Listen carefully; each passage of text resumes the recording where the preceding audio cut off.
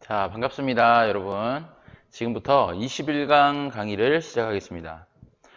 지난 우리 요 전에 강의에서 병원체에 대한 특성을 좀 다뤄봤었고요.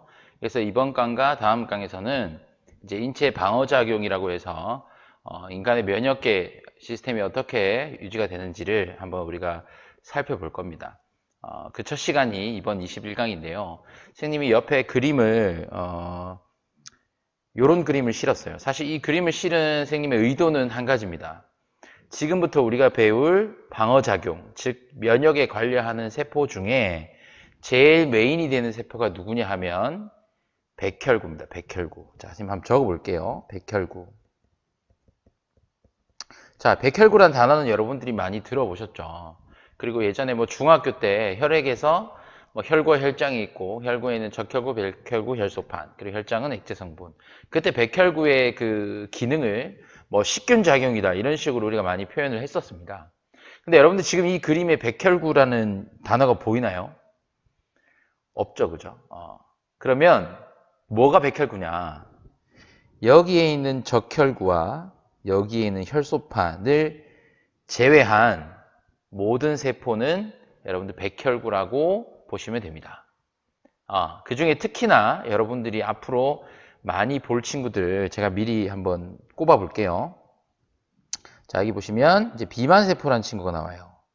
이 친구도 염증 반응할 때 우리가 하나 나오기 때문에 체크를 했고요. 그리고 대식세포. 선생님 보통 대식이라고 합니다. 대식이. 이 대식이하고 그 다음에 여기 보시면 림프구들이 있어요. 그리고 비림프구에서부터 분화되는 형질세포. 지금 이렇게 표시한 친구들이 앞으로 여러분들이 굉장히 자주 볼 그런 백혈구의 종류라고 보시면 됩니다. 그래서 선생님이 이 그림에서 하고 싶은 얘기는 앞으로 우리가 백혈구의 다양한 종류들을 많이 볼 거고 실제 방어작용할 때 백혈구가 굉장히 중요한 부분을 차지한다는 거 강조하고 싶습니다. 자, 오늘의 학습 내용은 비특이적 방어작용과 특이적 방어작용 중에 비특이적 방어작용은 내용이 별로 없어요. 그래서 얘기를 다 할 거고 특이적 방어작용 중에서 림프구까지만 오늘 얘기하고 나머지 부분은 다음 22강에서 설명하겠습니다. 자, 인체 방어작용을 먼저 여러분들 분류를 한번 해볼게요. 여기서 이제 방어작용, 면역이란 말입니다. 여러분들 면역. 자, 우리가 면역이라고 하면 크게 두 가지입니다. 비특이적 방어작용과 특이적 방어작용 이렇게 구분할 수 있는데요. 말 그대로 여러분들 특이적이란 말은 그 영어 단어로 하면 specific이라는 단어를 쓰는데 뭔가 이렇게 딱 얘랑 이렇게 딱 들어맞는 이런 뜻을 가지고 있어요. 그러니까 맞춤형, 뭔가 이렇게 좀 짝이 맞는 뭐 이런 친구들을 특이적이라고 얘기하는데 반대로 비특이적이란 말은 그런 짝이 맞는 개념이 아니라 좀 넓게 공통적으로 작용하는 그런 뜻이라고 생각을 하시면 돼요. 자, 그럼 비특이적 방어작용에서는 크게 두 가지 컨셉으로 나뉩니다. 그러니까 외부와 내부로 구분하는데 외부는 피부나 점막에 대해서 얘기를 할 거고 내부는 식균 작용과 염증 반응을 얘기할 겁니다. 그리고 다음 시간에 배울 특이적 방어작용에서는 크게 세포성 면역과 체액성 면역 이렇게 있습니다. 그래서 여러분들이 일단 방어작용이 이렇게 분류가 된다는 것을 여러분들이 숙지를 하고 계셔야 된다는 점 얘기하고 넘어가겠습니다. 자, 그러면 비특이적 방어작용에 방금 보셨던 외부 방어부터 한번 볼게요. 첫 번째 피부입니다. 여러분들 우리 인체는 피부라는 그 굉장히 단단한 물리적 장벽으로 이루어져 있고 비교적 좀 건조하죠, 그죠? 그래서 이 피부라는 물리적 장벽, 특히나 이 우측에 보시면 이제 피부의 세부 구조가 나오는데 교과서에 있는 그림이긴 한데 이건 그냥 참고하세요. 이렇게 이걸 막 다 아실 필요는 없습니다. 근데 여기 보시면 피부에 있는 이 각질, 외부에 있는 이 각질층이 물리적인 장벽 역할을 해서 병원체로부터의 보호를 하는 그런 역할을 한다고 보시면 되고 그 다음에 이제 땀이나 침이나 눈물 같은 이런 우리 이런 뭐 분비물이라고 할까요? 이런 쪽에서 나오는 라이소자임이라는 효소가 있어요. 그러니까 땀이나 침이나 눈물에 이런 라이소자임이라고 부르는 효소가 포함되어 있는데 이 효소가 외부에 있던 그 외부로부터 들어오는 병원체들을 제거하는 역할을 합니다. 그래서 이 효소가 비특이적인 방어작용을 한다는 거죠. 간단하죠, 여러분? 두 번째 이제 점막입니다. 여러분들 점막은 우리가 피부만큼 여러분들이 잘 알지 못해요. 사실 점막이란 말을 처음 들어본 학생도 있을 텐데 쉽게 생각하면 피부로 덮여 있지 않은 이런 나머지 부위에 어떤 그 덮고 있는 세포층을 점막이라고 해요. 제일 대표적인 게 이제 여러분들 코 속이나 입속 그리고 안에 들어가면 이제 내장기관에 어떤 표면을 덮고 있는 그런 친구들을 점막이라고 하고 피부에 비해서는 점막은 굉장히 축축한 상태입니다. 굉장히 그리고 이제 좀 대부분 이렇게 혈액과 비슷한 붉은색을 띠겠죠. 자, 그리고 마찬가지로 점막에도 라이소자임이라는 효소가 분비돼서 병원체를 제거합니다. 점막에는 점액이라는 그 끈적끈적한 게 분비가 돼요. 그래서 여러분들 보통 뭐 그 콧물이라든지 뭐 혹은 뭐 이렇게 가래침 같은 게 나잖아요. 그것도 이제 점액의 일종이라고 보시면 되는데 이 점액이 끈적끈적한 이 점액이 외부에 있는 병원체를 가둬서 제거하는 역할을 합니다. 근데 여러분들 요 밑에 있는 그림을 보시면 그 점막층이 두껍고 즉 점액이 많이 분비될수록 방어작용이 더 잘 일어나는데 여러분도 혹시 이제 건조한 상황에 굉장히 노출이 되거나 하면 이 점액층이 이제 점액층이 굉장히 얇아져요. 오른쪽 그림처럼. 그러면 병원체가 좀 더 쉽게 내 몸으로 들어올 수 있는 게 되는 겁니다. 그래서 비특이적 방어작용 중에 외부 방어선인 피부와 점막에 대한 얘기를 했고요. 자, 그 다음에 내부로 들어가겠습니다. 내부로. 자, 여기는 이제 비특이적 방어작용 중에 내부 방어입니다. 자, 내부 방어는 여러분들 식세포 작용, 다른 말로 식균 작용이라고 합니다. 그러니까 식이 식자 먹을 식자예요. 그러니까 균을 먹는다, 병원체를 먹는다 이런 뜻으로 생각하면 되고, 그 다음에 염증 반응. 여러분들 염증이란 말 아시죠? 이 두 가지를 얘기하겠습니다. 자, 백혈구가 중요하다 그랬죠? 주로 이제 호중성 백혈구나 아니면 대식세포, 이 친구들이 좀 식균작용이 활발한 친구들인데 이 백혈구가 병원체를 세포 안으로 끌어들여서 효소를 이용해서 분해하는 걸 식세포 작용이라고 하고 간단하게 그냥 먹는다. 그래서 식균작용 이렇게 표현하셔도 무방합니다. 자, 염증 반응 볼게요. 여러분들 이 사실 비특이적 방어작용에서는 그나마 염증 반응이 제일 중요하다고 생각해요. 그나마 시험에서 그나마 이 부분이 제일 많이 출제가 되는 겁니다. 비특이적 방어작용 중에서 말이에요. 자, 염증 반응이란 발열, 이렇게 열이 나거나 부어오르거나 붉어지거나 통증, 우리가 일상생활에서 다 경험을 해봤을 거예요. 자, 여러분들 이 가시에 찔렸다고 한번 생각을 해봅시다. 그러면 피부나 점막이라는 외부 방어선이 뚫렸죠. 가시에, 날카로운 가시에 찔리면서. 그리고 우리 눈에 보이진 않지만 이 가시에 세균이라고 가정을 할게요. 세균 같은 병원체들이 묻어 있었어요. 그러면 내가 가시에 찔림으로 인해서 원래 같으면 피부나 점막 때문에 못 들어왔던 이런 세균들이 네, 지금 그 다른 학년들은 등교 수업을 하고 있으니까요. 자, 그래서 그 친구들이 외부 방어선을 뚫고 내부로 들어오는 거예요. 그래서 여러분들이 뭐 칼에 베이거나 가시에 찔리면 소독을 하죠. 그 소독을 하는 게 이런 이유 때문입니다. 자, 그래서 이 세균이 내 몸 안에 침입을 했어요. 그러면 이제 누가 나오냐면 여기 비만세포라는 친구가 나와요. 비만세포. 이 비만세포의 비만이 그런 우리 대사성 질환에 있었던 비만과는 관련이 없고요. 영어로는 마스트셀이라고 합니다. 그래서 이 비만세포가 뭐를 분비하냐면 히스타민이라는 이 화학 물질을 분비해요. 됐습니까? 자, 여러분들 이거 기억하셔야 됩니다. 비만세포가 히스타민이라는 화학 물질을 분비해요. 그래서 이 히스타민은 비만세포로부터 나온 거예요. 자, 비만세포가 히스타민이라는 화학 물질을 분비하면 이 히스타민이 뭘 하냐면 모세혈관을 확장시켜 줍니다. 그래서 여러분들 여기 그림 보시면 왼쪽 그림보다 오른쪽 그림에서 모세혈관이 좀 더 확장된 것을 얘기하고 있는데 그림상으로는 그게 티가 안 나네요. 좀 적어볼게요. 모세혈관이 확장됩니다. 히스타민이라는 물질이 작용해서 모세혈관이 확장하면 백혈구들은 이렇게 아메바처럼 이렇게 막 이 세포가 모양을 좀 바꾸고 막 운동을 할 수 있어요. 그래서 그 모세혈관이 확장되니까 그 세포막을 죄송합니다. 세포벽이 아니죠. 동물세포인데 세포막의 그 사이사이의 틈을 통해서 백혈구가 혈관 밖으로 나갈 수 있어요. 혈관 밖으로 나가가지고 뭘 하는 거예요? 식균 작용을 하는 겁니다. 얘도 이제 백혈구의 일종입니다. 그러니까 얘나 다 이제 백혈구 같은 친구들. 아까 얘기했던 호중성 백혈구나 대식세포 같은 그런 친구들이 지금 여기 보시면 병원체, 녹색 막대기로 생긴 이 세균을 잡아먹고 있습니다. 이게 식균 작용 혹은 식세포 작용입니다. 오른쪽 그림이 나오죠. 자, 그럼 여러분들 단계적으로 얘기하면 이렇습니다. 자, 염증 반응은 크게 세 가지 파트로 나뉩니다. 첫 번째, 비만 세포가 히스타민을 분비해요. 첫 번째입니다. 두 번째, 그 히스타민 때문에 모세혈관이 확장됩니다.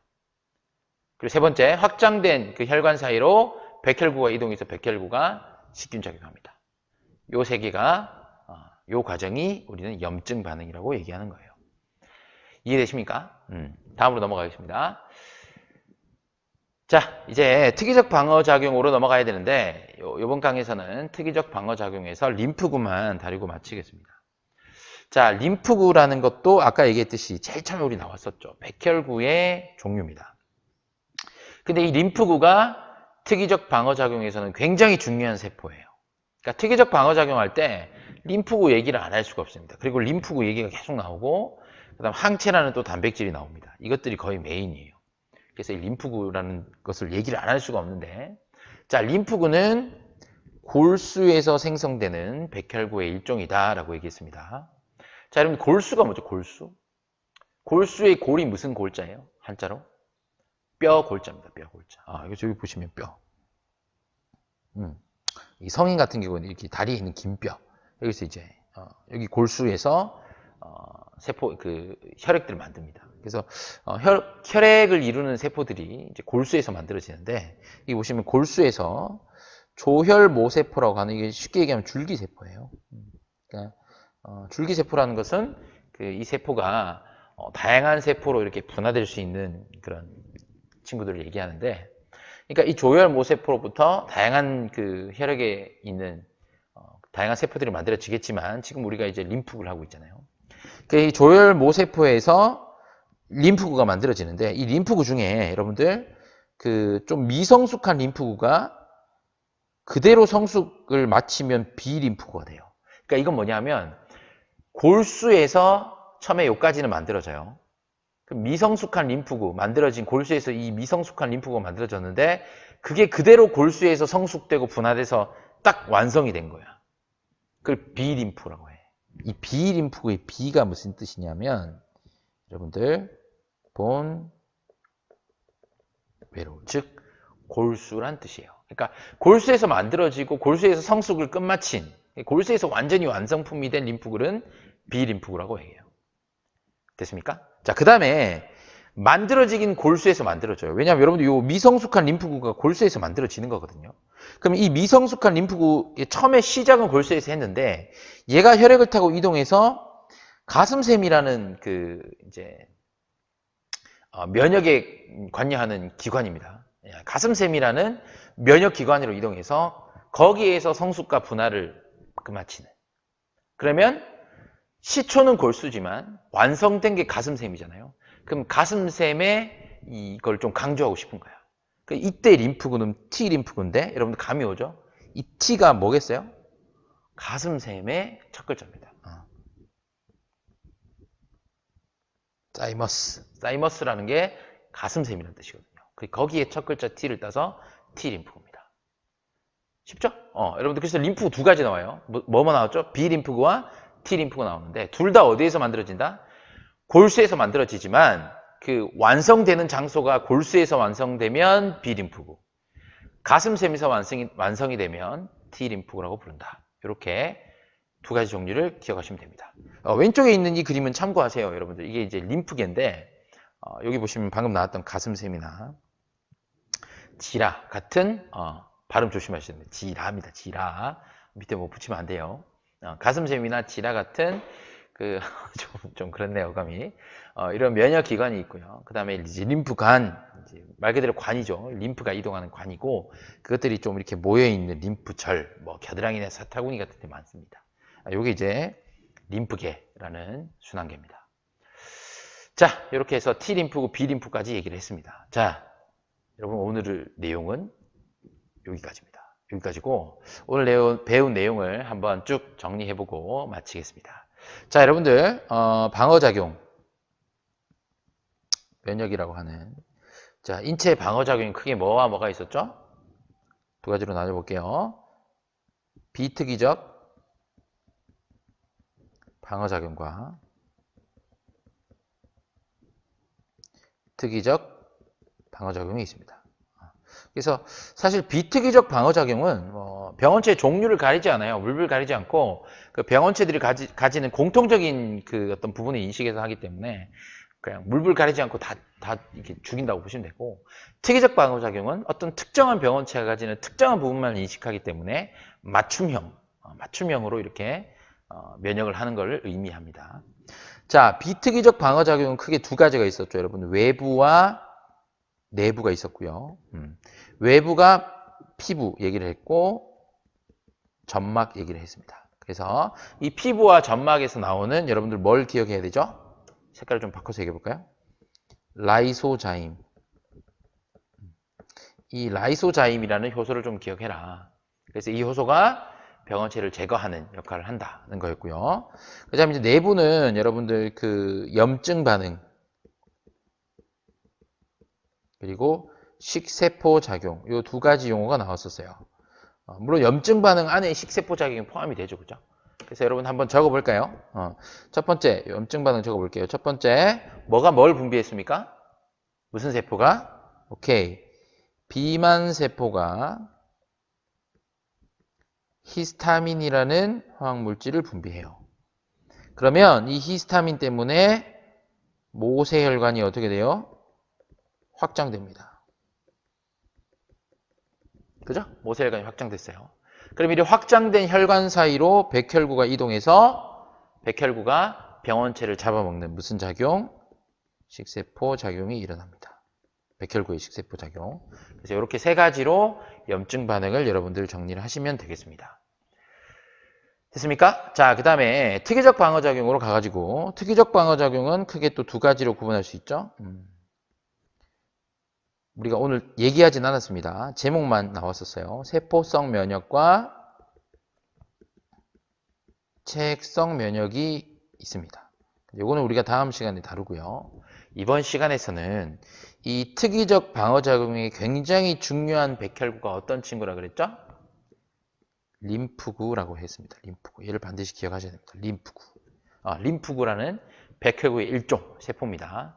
이 친구들이 특이적 방어작용에 굉장히 중요한 역할을 하는데, 자, 림프구는 종류가 두 가지였습니다.